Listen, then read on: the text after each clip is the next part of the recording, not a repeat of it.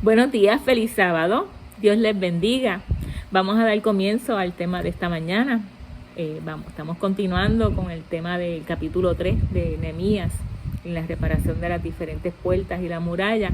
Ya hemos visto en los temas anteriores la puerta de las ovejas, vimos la puerta del pescado, vimos la puerta vieja, vimos la puerta del valle, la puerta del muladar y la puerta de la fuente. Esta mañana vamos a estar viendo la puerta de las aguas y vamos a estar viendo la puerta de los caballos. Vamos a comenzar con una oración para pedirle al Espíritu Santo que sea Él el que dirija de principio a fin para la gloria de Dios. Oramos. Querido Padre que estás en los cielos, te alabamos y te glorificamos y te damos gracias. Gracias porque eres infinitamente bueno y misericordioso. Gracias porque siempre estás pendiente en cada detalle de nuestras vidas. Nos cuidas, nos proteges, nos bendices, nos ayudas en cada paso. Y en esta hora, Padre, venimos delante de ti para pedirte que sea el Espíritu Santo el que dirija este círculo de oración de principio a fin, que sea de bendición para todo el que escuche y que lo más importante, que sea glorificado tu santo nombre. Gracias, Padre, en el nombre de Jesús te lo pedimos. Amén. Bueno, vamos a comenzar en Nehemías 3:26. Vamos a estar viendo la puerta de las aguas. Nehemías 3:26 nos dice así: y los sirvientes del templo que habitan en Ofel restauraron hasta enfrente de la puerta de las aguas al oriente y la torre que sobresalía. La puerta de las fuentes y la puerta de las aguas, ambas dan para el estanque de Siloé, pero la puerta de las aguas queda frente al río Gihón. Y cuando buscamos el significado de Gihón, significa lleno de gracia. Y esto nos enseña algo. Y es que es la forma correcta al acercarnos a la fuente de vida, que es nuestro Señor Jesucristo. Y que todo tiene que ser por gracia. En esta etapa de la construcción, vemos que Nehemías logró conectar con la comunidad y que ellos se unieron a la obra y ayudaron para realizar el trabajo que faltaba hacer. Y esto fue algo así como un trabajo comunitario. Y esto mismo pues es algo que va a ocurrir en el tiempo final. Muchos van a venir y se van a unir para culminar la obra. En Juan 10:16 nos dice: también tengo otras ovejas que no son de este redil. Aquellas también debo traer. Y oirán mi voz y habrá un rebaño y un pastor. Así que en este tiempo final también vamos a ver cómo muchas personas se van a unir al pueblo de Dios para terminar la obra. Estos sirvientes que nos mencionaba en la lectura bíblica en Nehemías 3:28 no eran los levitas, eran servidores de los levitas. Ellos vivían en un lugar llamado Ofel y se encontraba en la ladera sur del templo. Ellos eran los encargados de cargar agua y leña para ser usadas en los sacrificios que se hacían en el templo. Y se dice que ellos eran los descendientes de los gabaonitas. Ellos hicieron una alianza con los israelitas. Cuando ellos vieron que habían entrado a Jericó en el tiempo de Samuel, le llamaban a Jericó, le llamaban la puerta de Canaán, porque era una puerta imposible de atravesar. Y esta puerta, cuando Dios derribó las murallas para que Josué pudiera entrar libremente, este pueblo se asustó y ellos trataron de engañar a Josué y pues le dijeron que ellos venían de lejos para que no lo fueran a matar. Y más adelante ellos fueron descubiertos en su engaño y Josué los mandó a buscar. Y vamos a leer en esa lectura en Josué 9:22 al 26. Josué 9:22 al 26. Dice así: pero Josué mandó a llamar a los gabaonitas y les preguntó: ¿por qué nos engañaron diciendo que venían de lejos cuando en realidad viven aquí cerca? Por esto Dios los condena a ser esclavos y de ahora en adelante cortarán leña y acarrearán agua para el santuario de mi Dios. Y ellos le respondieron: sí, mentimos. Si mentimos fue porque teníamos miedo de perder la vida. Nosotros sabemos bien lo que el Dios de ustedes prometió a Moisés y a todo el pueblo de Israel. Prometió que les daría la tierra y mandó a matar a todos sus habitantes. Estamos en sus manos. Haga usted con nosotros lo que mejor le parezca. Y el versículo 26 dice: así fue como Josué protegió a los gabaonitas y no permitió que los israelitas lo mataran. pero les puso a trabajar como esclavos, cortando leña y acarreando agua para los israelitas y para el altar de Dios. Hasta el momento de escribir este relato, los gabaonitas siguen siendo estos trabajos en el lugar que Dios eligió para vivir. Así que estos sirvientes que vemos trabajando en esta muralla son los descendientes de los gabaonitas, que continuaron por siglos realizando esa tarea que se les ordenó. Y esta puerta, la puerta de las aguas, permanecía cerrada casi todo el año. Solo se abría en las últimas fiestas que se daban en el mes séptimo, y que en el calendario judío es el mes de Tishri, que comienza en el otoño. Y este año, en el año 2021, comenzó el 20 de septiembre. Y estas fiestas, las fiestas duran 8 días. Y es en el último día de estas fiestas de los tabernáculos, se llevaba a cabo la ceremonia del agua. En esta ceremonia, los sacerdotes sacaban agua del manantial de Siloé y pasaban por la puerta de la fuente y luego entraban a la puerta de las aguas que quedaba cerca del templo. Esta era una puerta ceremonial en aquella época para la celebración de las fiestas del Sukkot o fiesta de las cabañas, como algunos le dicen, o de los tabernáculos. Era curioso porque el agua que se sacaba tú entrabas por la puerta de las fuentes, ahí tenías el estanque de Siloé, sacabas el agua, pero tú no podías salir por la puerta de las fuentes, tú tenías que salir por la puerta de las aguas. Una vez tú entrabas por la puerta de las fuentes, tú no podías ir y salir por ahí. Parte de que la puerta de las aguas quedaba más cerca del santuario, del templo, así que era más cerca y más fácil de hacer el recorrido. Recuerden que ahora estamos viendo las puertas en ascenso. Nosotros estuvimos viendo las primeras puertas. Comenzamos en el norte con la puerta de las ovejas y fuimos bajando por el lado occidental, el lado oeste. Llegamos al sur y ahora estamos comenzando a subir. Ahora vamos por el área este o el área oriental. Y esa puerta de las aguas tenía una muralla que era mucho más grande, por eso es que en esa área se emplearon muchas más personas para trabajar. Muchas personas de ese pueblo que vivían ahí cerca se unieron a los empleados, a los trabajadores que tenía Nehemías para completar esa obra. En Juan 7:37 nos dice: en el último y el gran día de la fiesta, Jesús se puso en pie y alzó la voz diciendo: si alguno tiene sed, venga a mí y beba. El que cree en mí, como dice la Escritura, de su interior correrán ríos de agua viva. Y esto es interesante porque Jesús sabía en qué lugar y cuándo y cómo decir las cosas. Él sabía el simbolismo que representaba el ambiente, el lugar, las cosas que habían. Y en la puerta de la fuente tú vas y te relajas y te sumerges en esas aguas que representan el bautismo del Espíritu Santo. Y Jesús dice que el que cree en Él, de su interior correrán ríos de agua viva. Y esa agua Jesús te la da para que tú sacies tu sed y para que la uses también para llevarle vida a otros. Las aguas del estanque de Siloé se alimentaban de manantiales que corrían a través de todos los canales que había preparado el rey Ezequías. Pero cuando llegaban al estanque de Siloé, ahí se paraban, ahí quedaban estancadas y no seguían corriendo. Y eran unas aguas quietas y tranquilas. Pero ahora, en la puerta de las aguas, Jesús se nos presenta como un agua que corre, un agua que salpica, un agua viva. Él es un río de agua viva. Y sobre el estanque de la puerta de las aguas se encontraba un estanque de inmersión. Y ese estanque se llamaba el Mikvah. Y este estanque era especial porque era usado solamente por el sumo sacerdote una vez al año. Eso se utilizaba el día de la expiación. Y ese día el sumo sacerdote se sumergía en ese estanque 5 veces en preparación para poder entrar al lugar santísimo, donde él iba a pedir perdón por los pecados de todo Israel. Este sumergimiento representaba la muerte y el inicio de una vida espiritual. Y esto fue lo mismo que Jesús le explicó a Nicodemo. Eso lo vemos en Juan 3, del 3 al 7. Juan 3, del 3 al 7.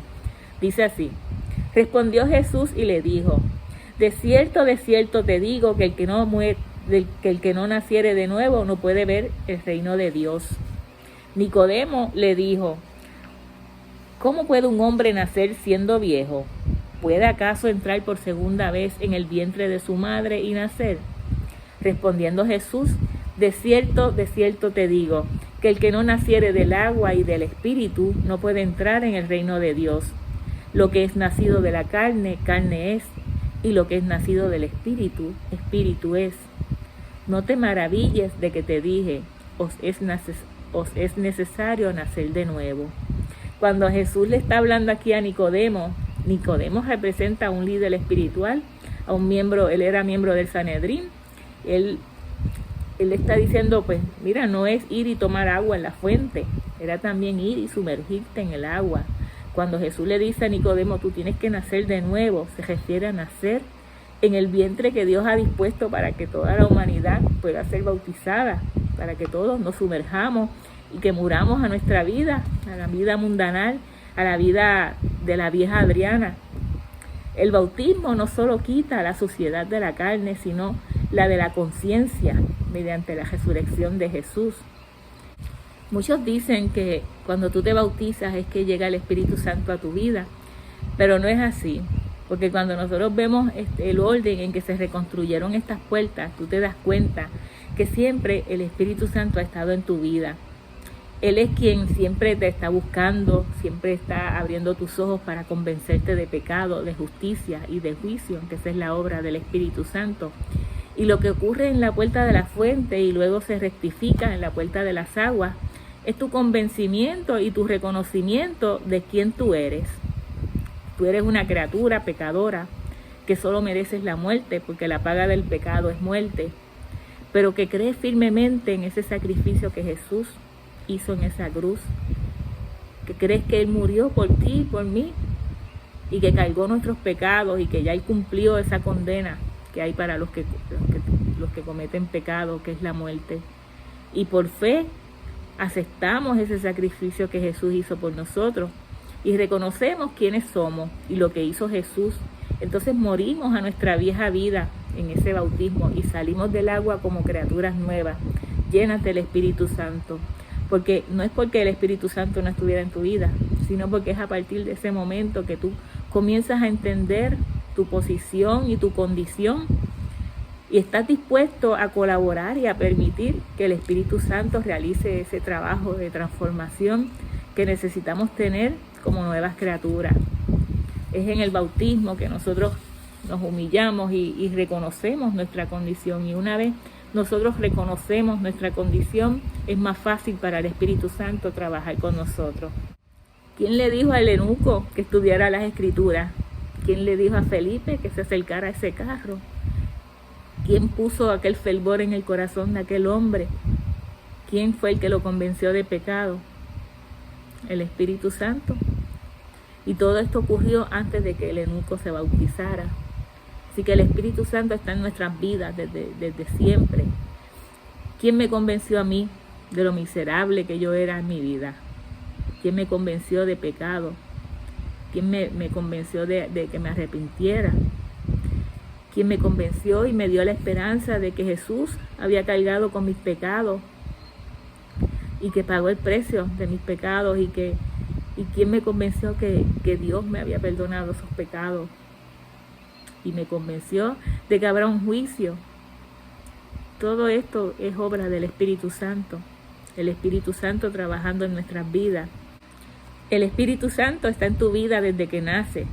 El eunuco en el desierto de su vida pasó por la puerta de la fuente y llegó al estanque de la puerta de las fuentes y allí se bautizó. Y luego entró por la puerta de las aguas y se llenó de esas aguas que dijo Jesús: el que cree en mí, de su interior correrán ríos de agua viva. Y la Biblia no lo dice, pero yo estoy segura que cuando él llegó a Etiopía, muchos conocieron a Jesús a través de su testimonio, a través de su obra evangelizadora, porque es imposible que cuando tú tienes un encuentro con Jesús, con Dios, tú te quedes tranquilo y quieto. Tú no te puedes callar, tú tienes que hablar, contarle a otros lo que Jesús ha hecho en tu vida. La samaritana no sabía que estaba sacando agua en el pozo al lado de la fuente del agua viva. Y esa agua él se la estaba dando mientras tenían aquella conversación. Y cuando termina la conversación, ¿qué es lo que ocurre? Ella sale corriendo a su pueblo, gritándole a todos que había conocido al Mesías, gritándole a todos sobre las buenas de salvación. Y muchos ese día entregaron sus vidas a Jesús. Y no es casualidad que Esdras leyera la Torá en el capítulo 8 de este mismo libro de Nehemías y que lo hiciera exactamente ahí en la puerta de las aguas, que ese día estaba abierta porque ese día empezaban las fiestas de Sukkot. Somos criaturas de Dios y si queremos enderezar nuestras vidas y tener una reforma en nuestras vidas, tenemos que comenzar por regresar a la palabra de Dios. Y este reavivamiento lo vamos a ver más adelante, ahí en el capítulo 8 de Nehemías, cómo se dio ese reavivamiento y va a ser bien interesante. Hay un relato en la palabra de Dios en el libro de Ezequiel, en el capítulo 47, en los versículos del 1 al 12, que nos ayudará a entender cuál era el significado de la puerta de las aguas. Y en esta escritura dice que el profeta Ezequiel en visión fue a la entrada de la casa de las aguas que descendían de debajo y luego dio la vuelta y vio que las aguas salían del lado derecho y que había un varón con un cordero en la mano y midió 1000 codos y pasó por las aguas hasta los tobillos. Luego midió otros 1000 y pasó por las aguas hasta las rodillas. Y luego otros 1000 y midió el agua hasta los lomos. Y luego midió otros 1000 y ya era un río que no se podía pasar. Y estas aguas que salían cuando entraran en el mar recibirían sanidad. Y toda persona que nadara en ellas viviría y recibiría sanidad. Estas eran las aguas salutíferas. Y había una ribera en el río donde había muchos árboles, y las hojas de estos árboles nunca caerían, y no faltaría fruto en ellos. Este fruto sería para comer, y sus hojas para medicina. ¿Y quién no le gustaría estar en esas aguas, verdad? Pues estas aguas simbolizan la llenura del Espíritu Santo. Nosotros podemos vivir una vida cristiana cerca del Señor, y sin embargo solamente estar llenos hasta los tobillos. Otras veces si nos sumergimos más podremos mojarnos hasta las rodillas, como en este sueño de Ezequiel. Pero la Escritura dice que no se trata solo de mojarse, sino de sumergirse en ese río, de nadar allí en esa agua que trae sanidad, que liberta, que permite que siempre haya vida, que hace que nuestras hojas no se caigan, que produzcan frutos, que se puedan comer, que esas hojas sean medicinales. ¿Y quién puede hacer esto? Solamente el Espíritu Santo. Vamos a ver qué nos dice Romanos capítulo 6, 1 al 4. ¿Qué pues diremos? ¿Preservaremos en el pecado para que la gracia abunde? En ninguna manera, porque los que hemos muerto al pecado, ¿cómo viviremos aún en él? ¿O no sabéis que todos los que hemos sido bautizados en Cristo Jesús, hemos sido bautizados en su muerte? Porque somos sepultados juntamente con él para muerte por el bautismo, a fin de que como Cristo resucitó de los muertos por la gloria del Padre, así también nosotros andemos en vida nueva. Así que nosotros necesitamos restaurar en nosotros la puerta de las aguas. El Señor quiere darnos su llenura, su plenitud del Espíritu Santo, pero muchas veces nosotros nos conformamos con gotitas de su presencia. Y la obra transformadora del Espíritu Santo en nosotros traerá vida a nuestra alma. Y si nos sumergimos en ese río, tendremos frutos del Espíritu, como el amor, el gozo, la paz, la paciencia, la bondad, la benignidad, la fe, la mansedumbre y la templanza. Nuestras hojas no caerán porque no tenemos sequedad espiritual, sino agua de vida, y podemos dar medicina a otros. Vamos a ver ahora lo que nos tiene que decir la puerta de los caballos. ¿Qué mensaje nos trae? Esta es la 8ª puerta en el recorrido de Nehemías y se encuentra en Nehemías 3:28. Nehemías 3:28 dice así: Mas arriba de la puerta de los caballos, los sacerdotes hicieron reparaciones, cada uno frente a su casa. A esta puerta se le llamaba la puerta de los caballos porque era donde entraban los jinetes cuando venían de las guerras victoriosos. Solamente cuando ganaban era que podían entrar por ahí. Y esta puerta daba justo al Palacio Real, y que era un palacio que quedaba frente a la casa de los sacerdotes. Y en la antigüedad los caballos realmente no servían como medio de transporte ni para el trabajo agrícola, ya que para estos trabajos se usaban camellos o los burros, que eran los que usaban para transporte, y los bueyes y las vacas que se usaban en el sector agrícola. Los caballos eran usados principalmente para la guerra, ya sea para alar los carros de guerra o para llevar a los oficiales del ejército. Y los ejércitos que contaban con caballos tenían muchas ventajas, porque si los comparas sobre aquellos que iban a pie, pues ellos tenían altura, tenían velocidad, tenían movimiento, podían avanzar más. Y si un ejército tenía muchos caballos, pues era más fácil que ellos pudieran salir vencedores en esas guerras, ¿verdad? El ejército egipcio era muy conocido por sus carros y caballos de guerra, y el faraón mandaba emisarios por todo el mundo en búsqueda de los mejores ejemplares para mantener la superioridad militar sobre los demás adversarios. Por eso fue tan importante que el Señor hizo lo que ocurrió allí en el Mar Rojo. Vamos a ver qué nos dice Éxodo, capítulo 15, versículo 19. Dice: porque Faraón entró cabalgando con sus carros y sus gentes de a caballo en el mar, y Jehová hizo volver las aguas del mar sobre ellos, mas los hijos de Israel pasaron en seco por en medio del mar. Los israelitas aprendieron aquí una lección bien importante, y ellos consideraban que el faraón era la persona más poderosa del mundo, pero ahí se dieron cuenta que el faraón no era nadie ante Dios. La Biblia claramente les enseñó que no debemos poner nuestra confianza en los caballos, es decir, en la fuerza ni en el poder del ser humano.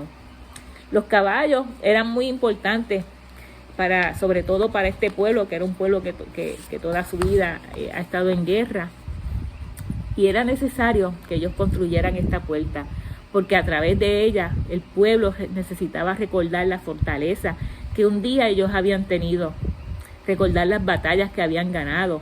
Reconstruir esta puerta era recuperar las fuerzas para continuar adelante.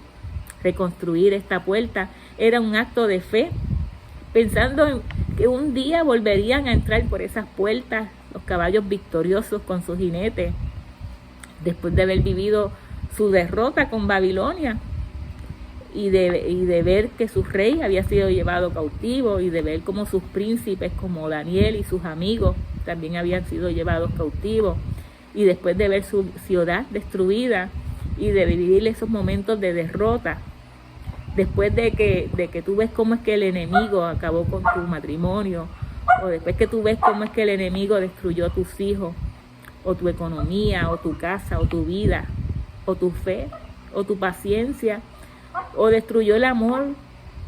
Tú ves tanta destrucción en tu vida, tú tienes que reparar la puerta de los caballos. Es necesario volver a creer que vamos a tener victoria. Es necesario creer que vamos a tener victoria en el amor, en la paz, en la fe, victoria en la misericordia, en el gozo. Si nosotros miramos atrás y vamos a ver todas las batallas que nosotros hemos ganado de la mano de Dios, y cómo Dios nos ha ayudado en cada situación difícil que hemos pasado. Pero el problema del ser humano es que cuando nosotros miramos atrás, regularmente nos enfocamos en las batallas que hemos perdido. Pero la única forma que tendremos victoria en el futuro es que cuando miremos atrás recordemos cómo Dios nos ha dado la victoria en el pasado. Si olvidamos cómo Dios nos ha guiado en el pasado, no vamos a tener victoria en el futuro, porque no vamos a tener esa fe y esa confianza en que Dios nos va a volver a ayudar y que vamos a salir victoriosos. Por eso es importante reconstruir esta puerta. En Salmos 20, 5 al 9 nos dice: nosotros nos alegramos en tu salvación y alzaremos pendón en el nombre de nuestro Dios. Conceda a Jehová todas tus peticiones. Ahora conozco que Jehová salva a su ungido. Lo oirá desde sus santos cielos, con la potencia salvadora de su diestra. Estos confían en carros y aquellos en caballos, mas nosotros del nombre de Jehová, nuestro Dios, tendremos memoria.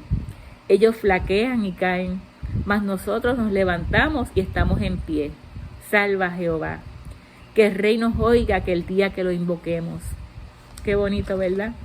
Isaías 31, 1, 3 nos dice: ay de los que descienden a Egipto por ayuda y confían en caballos y su esperanza ponen en carros, porque son muchos, y en jinetes, porque son valientes, y no miran al Santo de Israel, ni buscan a Jehová. Pero él también es sabio y traerá el mal y no retirará sus palabras. Se levantará pues contra la casa de los malignos y contra el auxilio de los que hacen iniquidad. Y los egipcios hombres son y no Dios, y sus caballos carne y no espíritu. De manera que al extender Jehová su mano caerá el ayudador y caerá el ayudado, y todos ellos desfallecerán en una. ¿En quién ponemos nuestra confianza? ¿En Dios o en el poder humano? La respuesta a esta pregunta hará una gran diferencia en la forma en que llevemos nuestra vida y en las decisiones que tomamos cada día. Deuteronomio 21 al 4 nos dice, y este versículo me gusta porque nos da ánimo cuando se acerca un huracán en nuestras vidas. Versículo 1 dice: cuando salgas a la guerra contra tus enemigos, si vieres caballos y carros y un pueblo más grande que tú, no tengas temor de ellos, porque Jehová tu Dios está contigo, el cual te sacó de la tierra de Egipto. Y cuando os acerquéis para combatir, se pondrá en pie el sacerdote y hablará al pueblo, y les dirá: oye Israel, vosotros os juntáis hoy en batalla contra vuestros enemigos.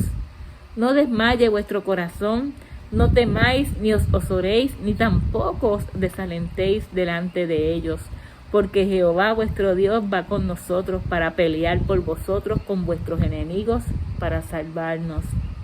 ¿Quién es el que va a nuestro lado a pelear? Jehová, ¿verdad?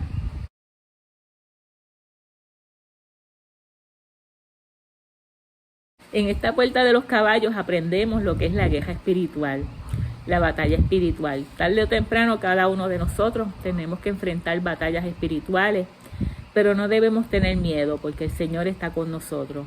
Él nos ha dado armas espirituales para que nosotros podamos vencer al enemigo, y las cuales están basadas en la confianza en Dios.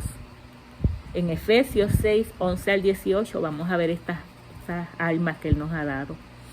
Efesios 6, 11 al 18 dice: vestíos de toda la armadura de Dios para que podáis estar firmes contra las acechanzas del diablo, porque no tenemos lucha contra sangre y carne, sino contra principados, contra potestades, contra los gobernadores de las tinieblas de este siglo, contra huestes espirituales de maldad en las regiones celestes.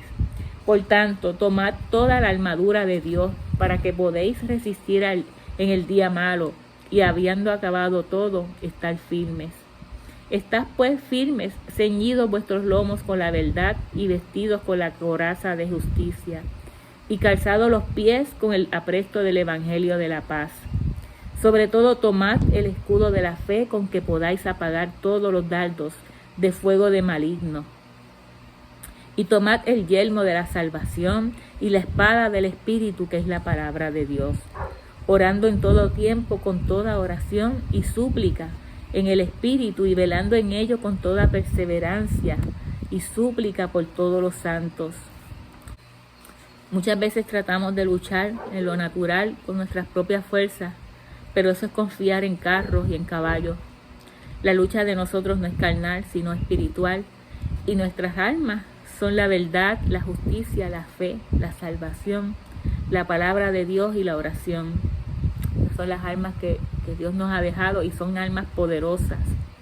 En 2 de Corintios, capítulo 10, versículos 3 al 6, nos dice: pues aunque andemos en la carne, no militamos según la carne, porque las armas de nuestra milicia no son carnales, sino poderosas en Dios para la destrucción de fortalezas, derribando argumentos y toda altivez que se levanta contra el conocimiento de Dios, y llevando cautivo todo pensamiento a la obediencia de Cristo, y estando prontos para castigar toda desobediencia cuando vuestra obediencia sea perfecta. Y Proverbios 21, 30 al 31 dice: no vale sabiduría humana, ni entendimiento, ni proyecto que puedan hacer frente al Señor.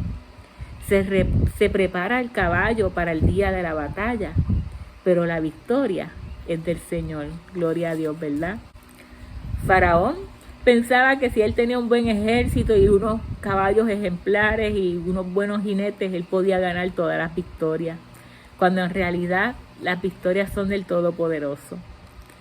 Y otra cosa que podemos aprender en esta puerta de los caballos es que ¿quiénes repararon la puerta de los caballos? Fueron los sacerdotes, ¿verdad? Y los hicieron frente a sus casas. Y esto nos revela que la reparación comienza en la casa de nosotros, por nosotros mismos. Nosotros no podemos pretender arreglar al mundo sin primero comenzar a arreglar nuestra vida, nuestra propia vida, sin comenzar a trabajar con nuestra familia. Cuando nosotros aprendamos a trabajar con nuestros problemas primero, entonces podremos ayudar a otros. Romanos 8, versículo 31, y luego vamos a leer del 35 al 39, dice así: ¿qué pues diremos a esto? Si Dios es por nosotros, ¿quién contra nosotros? ¿Quién nos separó del amor de Cristo? La tribulación, la angustia, persecución, hambre o desnudez, peligro o espada.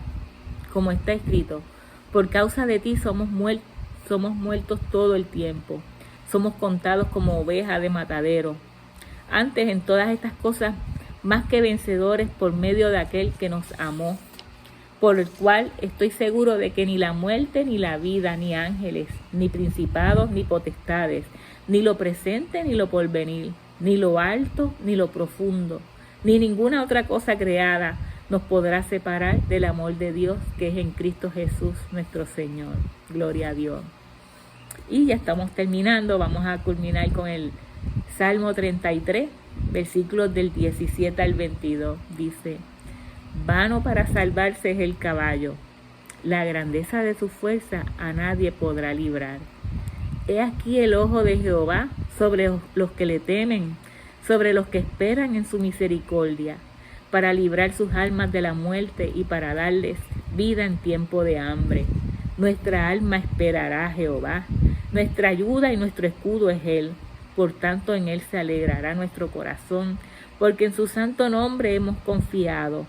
Sea tu misericordia, oh Jehová, sobre nosotros, según esperamos en ti. Bendito sea el Padre, bendito sea el Hijo y bendito sea el Espíritu Santo. En resumen, remojarte en el agua no lo es todo. Necesitas entrar por la puerta de las aguas y llenarte de la plenitud del Espíritu Santo. Así como lo hacía el sumo sacerdote una vez al año, cuando se sumergía en el mikvah 5 veces antes de entrar al lugar santísimo, ese día de expiación. ¿Sabes? Ese sacerdote no cumplía con uno de los requisitos y no estaba apto para entrar. Él podía morir. De la misma forma, en la puerta de los caballos, nosotros tenemos que aferrarnos a Dios y confiar en Él, porque entramos en una batalla espiritual y tenemos que tener toda esa armadura celestial para poder luchar contra las potestades, con lo espiritual, y así, de esa manera, poder finalmente entrar por la puerta de los caballos como jinetes victoriosos. En el próximo tema vamos a continuar nuestro recorrido por las puertas que reconstruyó Nehemías en Jerusalén y vamos a estar viendo más detalles sobre esta historia. Que Dios les bendiga y que tengan un feliz sábado.